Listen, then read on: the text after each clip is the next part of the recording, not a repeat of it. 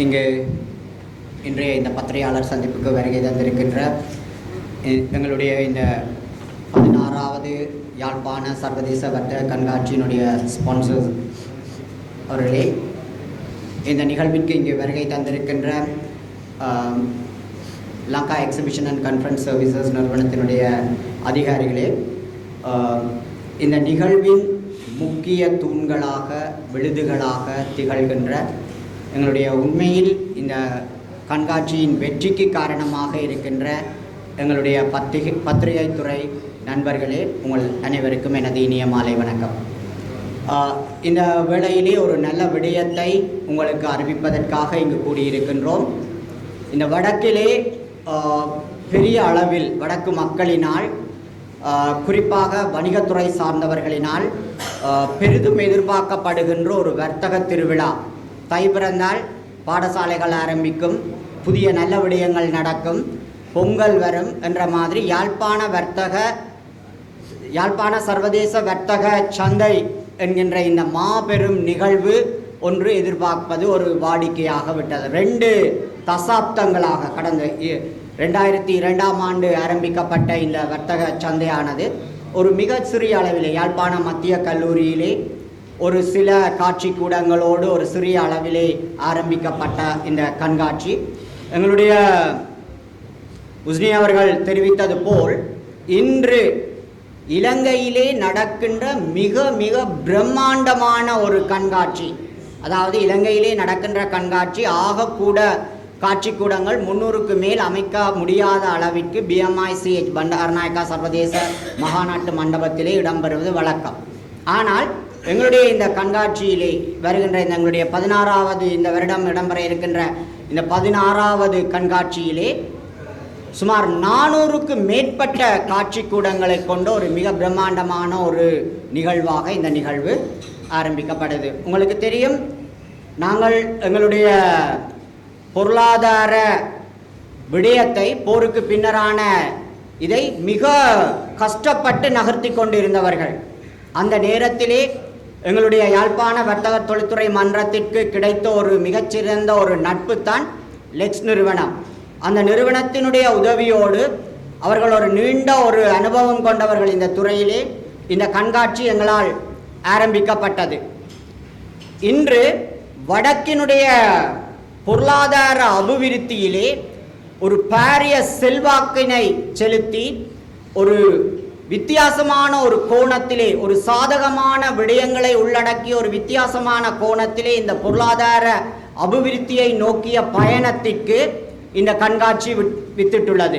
குறிப்பாக நான் இங்கு சொல்லலாம், யாழ்ப்பாணத்திலே தற்பொழுது இங்கு இருக்கின்ற மக்கள் பெற்றுக்கொள்ளக்கூடிய தேசிய மற்றும் சர்வதேச நிறுவனங்களுடைய பொருட்கள் சேவைகளை அந்த நிறுவனங்கள் இங்கு தங்களுடைய சேவைகளை அல்லாட்டி அந்த பொருட்களை விற்பனையை ஆரம்பித்தது எங்களுடைய கண்காட்சிக்கு ஊடாக.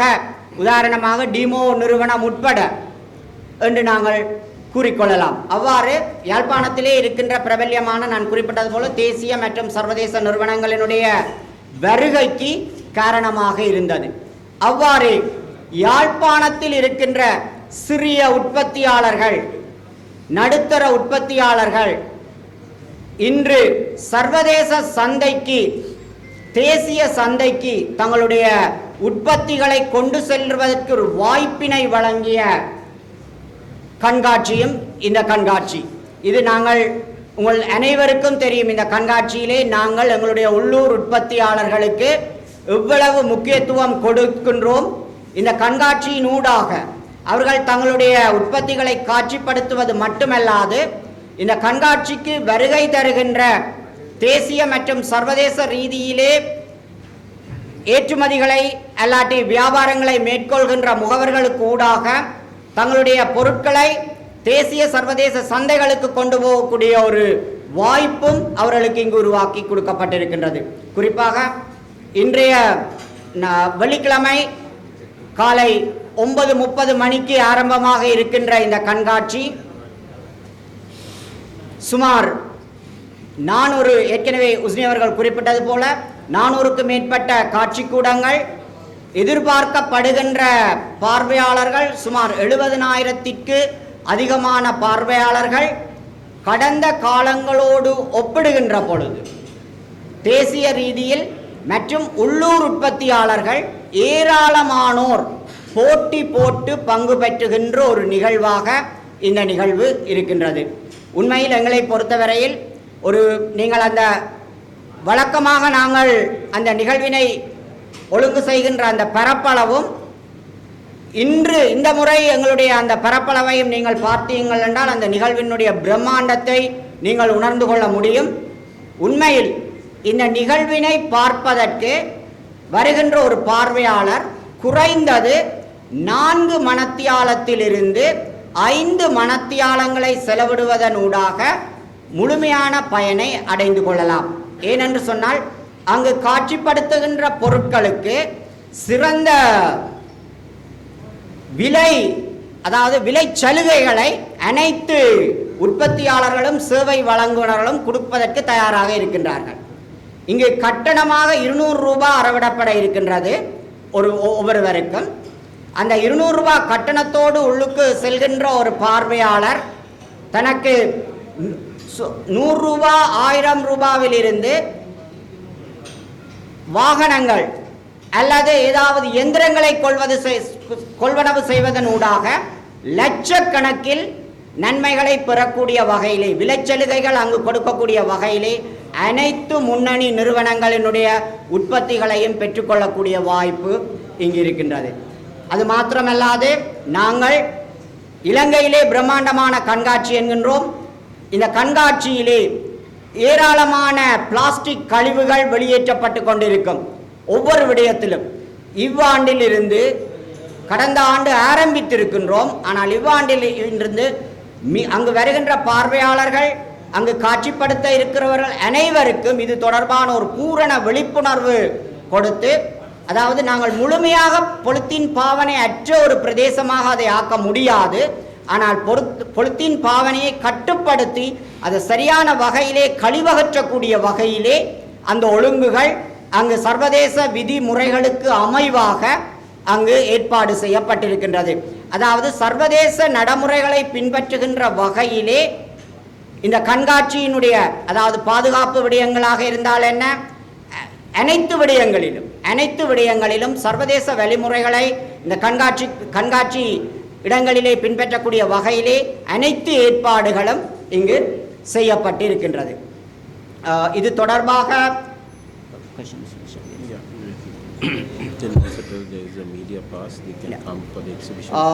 நான் ஏற்கனவே ஆரம்பத்தில் குறிப்பிட்டது போல உங்களுடைய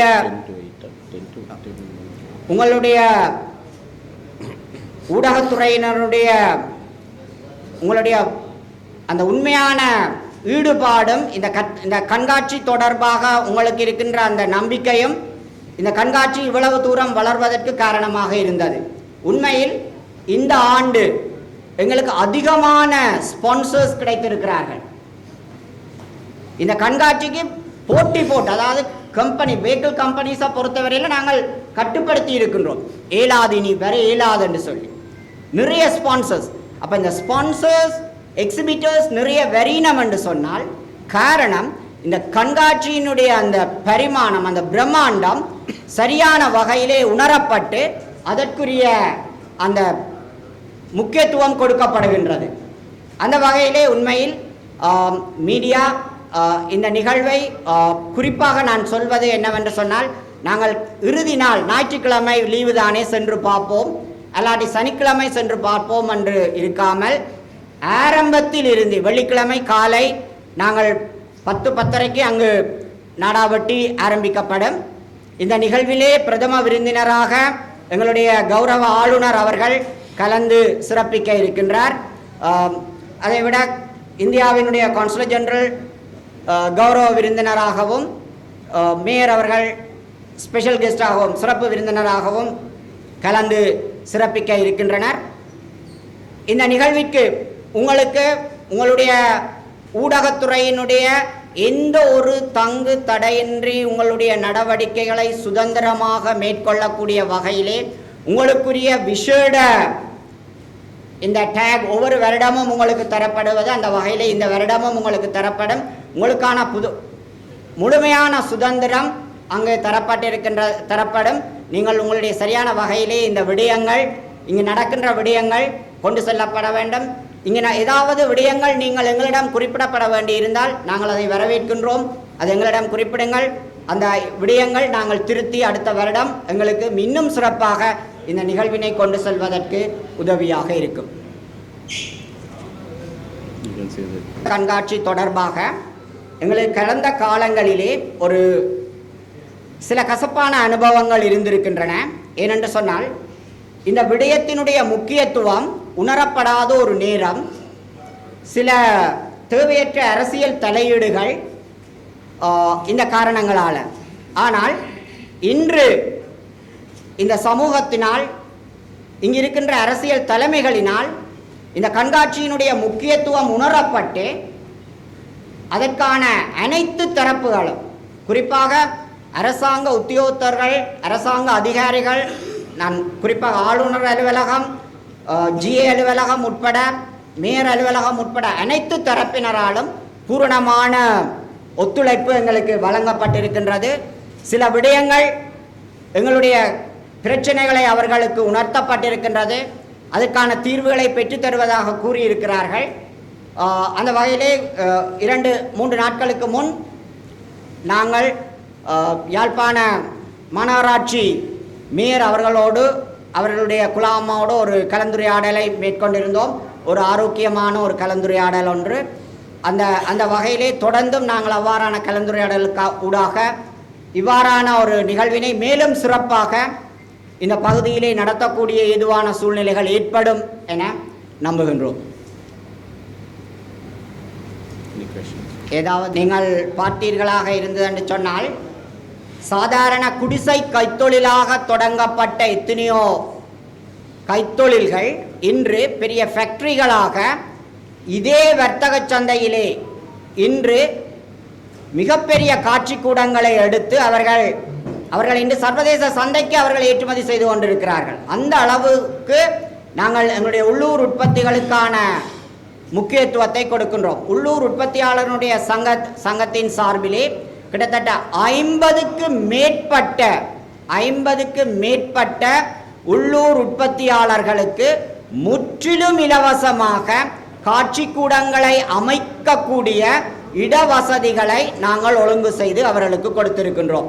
மின்சார வசதி, ஏனைய வசதிகளும் அவர்களுக்கான இதுகள் எங்களுடைய இந்த ஒழுங்கு, அதாவது லங்கா எக்ஸிபிஷன் கான்ஃபரன்ஸ் சர்வீசஸும் யாழ்ப்பாண சிசிஐவாயும் யாழ்ப்பாண வர்த்தக தொழில்துறை மன்றமும் இணைந்து இந்த வசதிகளை நாங்கள் ஏற்படுத்தி கொடுத்திருக்கின்றோம். மிகவும் ஆர்வமாகவும் மிகவும் சந்தோஷமாகவும் அவர்கள் தங்களுடைய காட்சி கூடங்களை அழகுபடுத்துவதிலும் பொருட்களை ஒழுங்குபடுத்துவதிலும் ஈடுபட்டு கொண்டிருப்பதை நீங்கள் அவதானிக்கக்கூடிய வகையில் இருக்கும். பாடசாலை மாணவர்களுக்கு பாடசாலை யூனிஃபார்மோடு, அவர்களுடைய சீருடையோடு வருகின்ற பொழுது அதற்கான கட்டணங்கள் நாங்கள் அறவிடப்படுவதில்லை. ஆனால் உண்மையாக இந்த கண்காட்சி ஒரு வர்த்தக கண்காட்சி என்ற ரீதியில் பாடசாலை மாணவர்களை பொறுத்தவரையில் ஓஎல் உயர்தரம் சாதாரணதர மாணவர்களுக்கு சில விடயங்கள் அங்கு பிரயோசனமாக இருக்கக்கூடிய விடயங்கள் இருக்கலாம். அவர்கள் அவ்வாறே அணுகுகின்ற பொழுது, பாடசாலை மட்டத்தில் அணுகுகின்ற பொழுது, அல்லாட்டி பெற்றோரோடு சீருடையோடு வருகின்ற பொழுது நாங்கள் அவர்களுக்கான கட்டணங்கள் எதுவுமே அறவிட மாட்டோம். அந்த இடத்தில்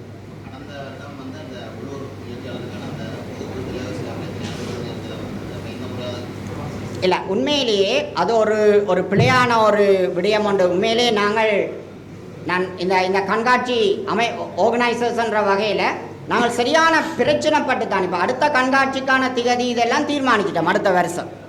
அப்போ ஒரு வருஷத்துக்கு முதலே இந்த விடயங்கள் நாங்கள் தீர்மானித்து சரியான கவனமாக தான் ஒவ்வொரு விஷயத்திலும் அணுகி கொண்டு வராங்க.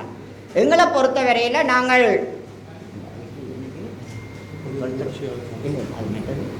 தொழில் முயற்சியாளர் அமைப்புக்கு தொழில்துறை திணைக்களத்திற்கு ஊடாக அவர்கள் அணுகுவது வழக்கம். அப்போ அவ்வாறு வரைக்கும் நாங்கள் இடத்தைத்தான் கொடுக்குறோம். நாங்கள் அப்போ அதே மாதிரி இடம் கொடுக்கப்பட்டது. ஆனால் அவர்களுக்குரிய அந்த ஒழுங்குகள் மேற்கொள்ளப்படும். அது எங்களுடைய பொறுப்பு அல்ல. ஆனால் இந்த முறை நாங்கள் இடத்தையும் கொடுத்து இப்படி தேவையில்லாத பேரை வாங்க வேணும் என்றதற்காக சகல ஒழுங்குகளும் நாங்களே எல்லாம் க்ளீன் பண்ணி தண்டு கொடுத்து சகல ஒழுங்குகளும் நாங்கள் எங்களுடைய சிசிஐ கூடாக இந்த விடயத்தை நாங்கள் செய்து கொடுத்திருக்கின்றோம். அவர்கள் மிக சந்தோஷமாக இருக்கிறார்கள். நீங்கள் அவர்களுடைய காட்சிக்கூடங்களுக்கு சென்று அவர்களோடு நீங்கள் கலந்துரையாடி கொள்ளலாம்.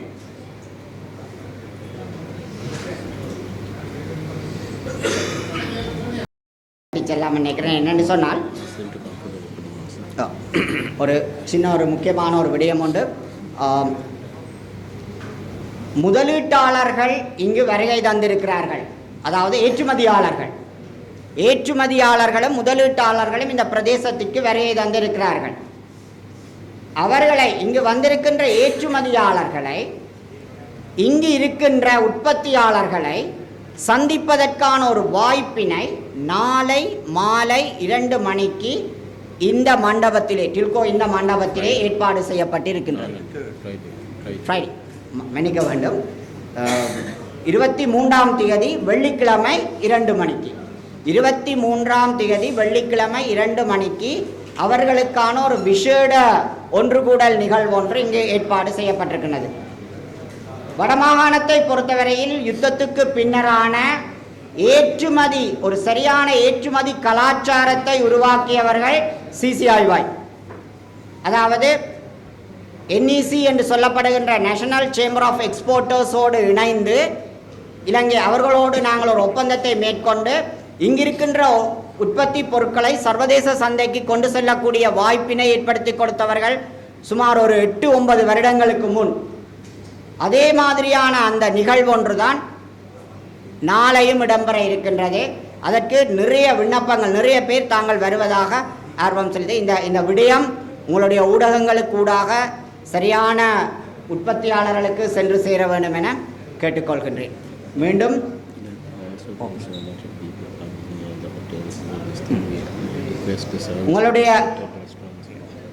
உங்களுடைய வருகை நாளை வெள்ளிக்கிழமை காலை 9:30 மணிக்கு வைபவ ரீதியாக இந்த நிகழ்வு இந்த ஹோட்டலின் 2வது மாடியிலே ஆரம்பித்து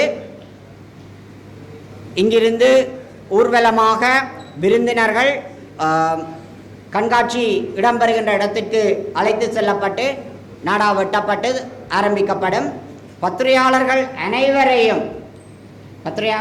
ஊடகவியலாளர்கள் அனைவரையும் அந்த நிகழ்விலே கலந்து சிறப்பித்து இந்த நிகழ்வினை சரியான வகையிலே ஊடகங்களுக்கூடாக கொண்டு செல்ல வேண்டும் என கேட்டுக்கொள்கின்றேன். உங்களுக்கு தெரியும், இந்த நிகழ்வினுடைய முக்கியத்துவம் இந்த நிகழ்வு மாத்திரமல்ல, இந்த நிகழ்வுக்கு ஊடாக அனைத்து ஹோட்டல்களும் இங்கே இருக்கின்ற அனைத்து ஹோட்டல்களும் ஃபுல், எங்கேயுமே ரூம்ஸ் எடுக்க மாட்டீங்க.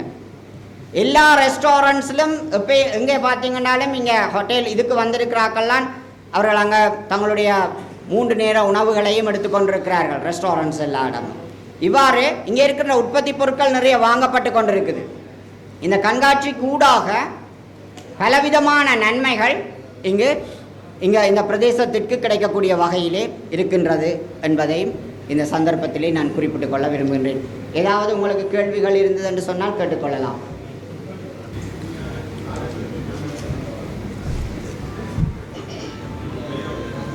Vanakkam, members of the media, all our sponsors. We would firstly thank all the members of the media for being present here today.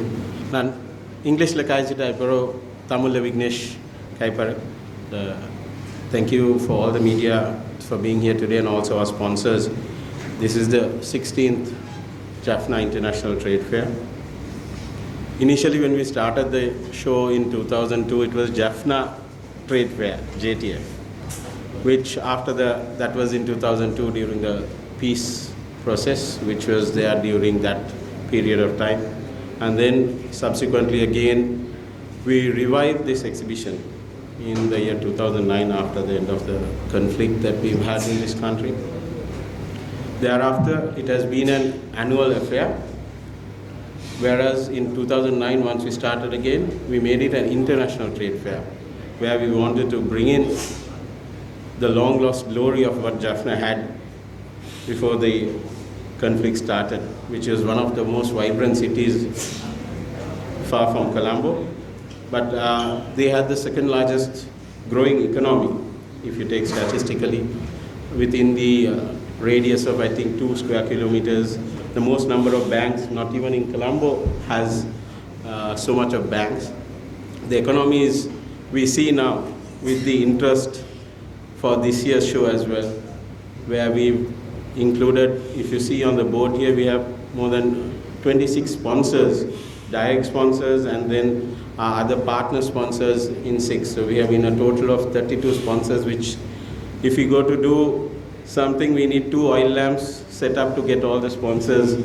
So that is the interest, and that is the growth of what we've seen after the 30-year-old conflict that Jaffna can offer. Because of that, we see most of the companies, may it be construction material, may it be automobile, may it be the consumer products, let alone the agriculture sector. Then you have the apparel, the machinery for the apparel, food and beverage packaging, and also the financial services, education, healthcare products and services. And this year, a special area is that after the upliftment of the importation restrictions for the vehicles, I mean, we have about 25 to 30 vehicle companies. So what you're going to see here, all the latest vehicles which you would find elsewhere in Sri Lanka, displayed at the Jaffna International Trade Fair as well. So these are a few of the significant areas where this exhibition has come to light, where we see the interest in the community in the northern province, not only the Jaffna district, but we are seeing in the whole of the northern province, which we would witness because we are having we work with the Yalparam Chamber of Commerce and Industries, CCIY, in association since 2010. But we also this time delegations from the Kilinochchi Chamber of Commerce, from the Mana Chamber of Commerce, we have I think 35 people. From Kilinochchi we're having 70. There is a delegation also coming in from the Batticaloa Chamber of Commerce as well. So we are not only restricting this only to the northern region, but we are inviting everybody to come and witness, because this is an exhibition as big as an exhibition you'll find elsewhere in Sri Lanka. Generally, if you take, we all know in Colombo, BMICH is the biggest exhibition venue.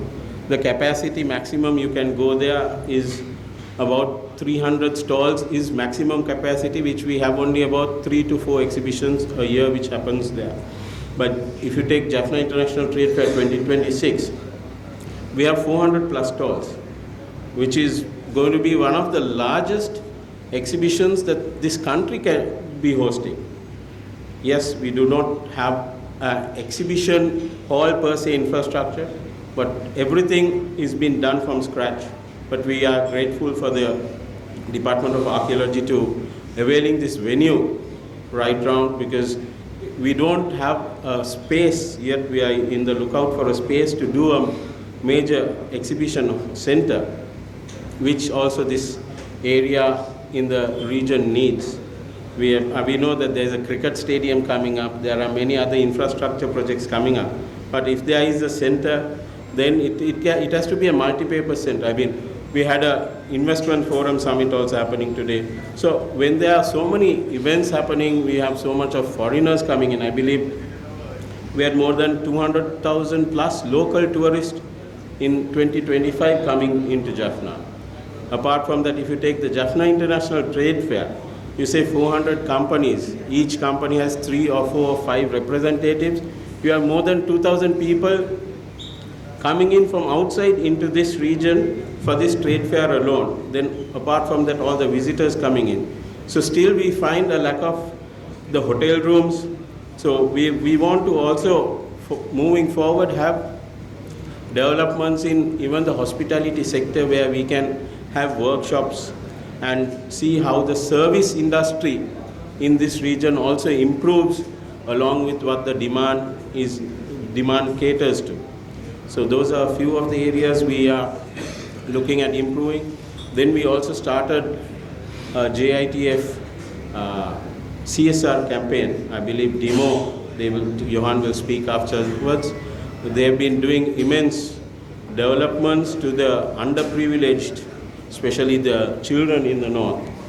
And those are a few of the aspects which through this trade fair has enhanced this whole northern region to develop further. It's not only the business community which we are looking at, it is all communities. Then there is also an initiative that we are trying to make environment responsibility, where we are trying to take a plastic neutral initiative, which we have requested all our sponsors and exhibitors to minimize the usage of plastic, because this is for the future generations to come. So if we can start now, we can do those initiatives together, and it's the support that even from the members of the media which we need, which there is going to be collection points for plastic and other kinds of e-waste, where they can, any of the visitors also, they have plastics which they want to dispose and things like that. They can come, and there are going to be collection points at the Jaffna International Trade Fair where they can come and evict all those plastics which will be later used for recycling or some other good purposes which would not harm the environment moving forward. So first I would like to thank all of our sponsors, mainly our platinum sponsor DEMO, who has been continuously participating with us as the sponsors for more than a decade or so. Our diamond sponsors, Tokyo Cement Group, then also our gold sponsors. It's a long list of sponsors, but I will just try to run through them quickly. Star Logistics, the House of Eslon, John Cale CG Auto, LH Consortium, Maliban Group of Companies, and Brown and Company. Then also our silver sponsors, Telisonic Mobility, British Cosmetics, Norfolk Foods, Dean Brothers Imports, David Pieris Holdings, Evolution Auto, Lanwa Group and Ferentino I Frontiers, Lucky Land Biscuit Manufacturers, Radiant Confectioners, Maxis and Company, NCG Holdings, Overseas Automotive, Rhino Roofing Products, Ruhnu Foods, Sunmatch Company, Ellavala Horticulture and Toyota Lanka Limited. Also our official sponsors, Fierce Systems, then our newspapers, Valampuri, also Capital TV and Radio as our television and radio, then Tilco City Hotel, which we are also right here now being the official hotel partner, and Mahamini Sounds being our official PA systems partner. Next, I would like to invite if Mr. Johan Tilakaratna, the General Manager of Corporate Communications of DEMO or Diesel and Motor Engineering PLC, to brief you.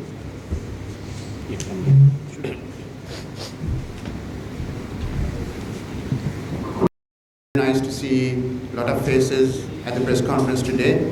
So it is an honor for DEMO to be a part of this landmark event. As Husni mentioned, we've been partnering this for many consecutive years, even from the very first exhibition itself. JITF itself is a landmark event in the Northern Province, and we are actually privileged and proud to be a part of this year on year. This supports a lot of things. It's an ideal platform for women entrepreneurship, for startups, for SMEs, for fostering innovation, and a lot of other things. And we are excited to see the exhibition growing year on year. I think this year they have enhanced the space. I saw space being accumulated more, so it speaks for the success of the entire event. And why does DEMO continue to partner this? One, we see a huge potential in the Northern Province. Number two, we are satisfied with the way it is organized and also the way the exhibition is being handled. Number three, we believe this gives an amazing opportunity for the people in the North to progress, to develop, especially with the brands and the solutions that we provide. At DEMO, we bring down the world's best brands and solutions. You all may know us for things like Mercedes, Siemens, Jeep and so on, but we do a lot more. We are into energy, power, we are into fluid management, healthcare, agri and so on. So we want to bring all these world-class solutions to the doorstep of every Sri Lankan, including the people in the North. And I would like to thank a special set of people, starting from the people at Lex for organizing this event year on year, and also a very special person who is on to my right, who will be supporting us year on year. they do a great job because it is not easy to do a huge event similar to what they do in Colombo. Last but not least, I would like to speak on what Husni mentioned about doing something beyond the exhibition. So a few years ago, we believed that just coming to Jaffna and doing a trade fair is not sufficient. We want to help a school, and we want to help a really underprivileged area of Jaffna and help them. So we found a school in Karampon in Kites, which has about close to 40 students and who has a very challenging lifestyle. So for the last 3 years, this is the 4th year, we've been helping the school. The entire stationery required for the students are given. We help the female students also, and then we do a session every year to bring up their lifestyle, because these students, we found out that they just come to school to have a meal. They go back and do fishing. So we want to upbring and we want to enhance their lifestyle. This year, we are doing, last year we donated library to them. This year we are giving shoes and socks to the entire school, and we are giving sports equipment for the first time to the school. Cricket, volleyball, football, in things including javelin, discus, all those things. We want these kids to come up. So I invite everyone here to look at this trade fair beyond the commercial gains and for something else. Because if we are to really grow here, it's not only the exhibition that should grow, but also the people and all across the northern sector. So this is a kind invitation for everyone to help the people who need help. So thank you so much, Husni and the team, for organizing this, and I hope this will be the biggest JITF ever done, and wish all of you success. Thank you.